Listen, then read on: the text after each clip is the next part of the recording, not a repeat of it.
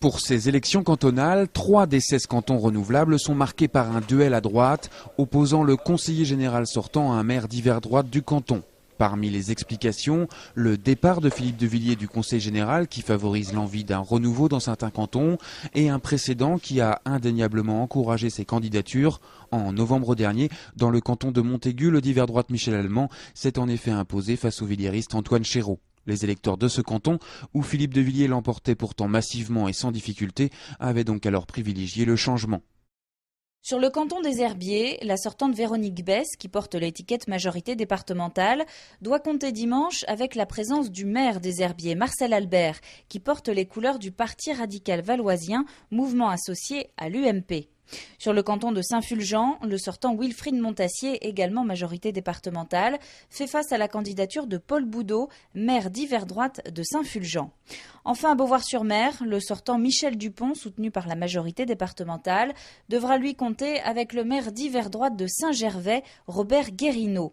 Côté résultat, difficile d'établir des pronostics. Le jeu est ouvert et l'abstention pèsera sans doute dans l'issue de ce premier tour. Pas de quoi pour autant bouleverser la donne. Chacun des candidats, qu'il soit à majorité départementale ou d'hiver droite, affirme vouloir mettre ses pas dans ceux de Bruno Retailleau, le président du Conseil général. Sur les 16 cantons renouvelables, 14 sont à droite, 2 à gauche. À La Roche-sur-Yon, le maire socialiste Pierre Regnault est candidat à sa propre succession. Hormis un second tour qu'il aimerait éviter, pas d'inquiétude majeure pour le chef de file de l'opposition au Conseil général, d'autant que la droite part divisée. Le maire de Venanceau, Laurent Favreau, a le soutien de la majorité départementale. Gonzague de Chantirac, lui, fait campagne sous l'étiquette UMP. Une seule question à La Roche-sur-Yon, lequel de ces deux candidats sortira en tête de la droite au premier tour? Autre canton détenu par la gauche, Chaillé-les-Marais, où le sortant Daniel Ringard porte les couleurs du PS.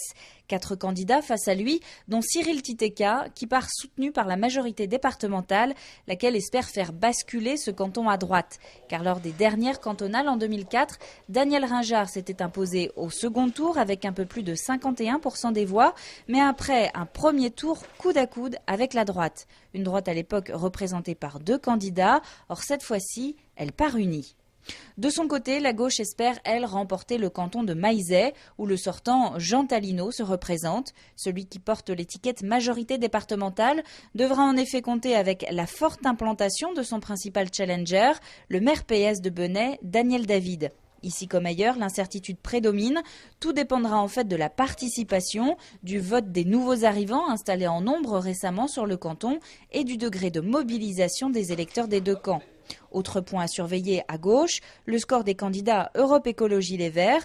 Vont-ils confirmer leur implantation après les résultats des élections régionales de 2010 ? D'autant que la situation au Japon pourrait crédibiliser leur message aux yeux d'une partie de l'électorat.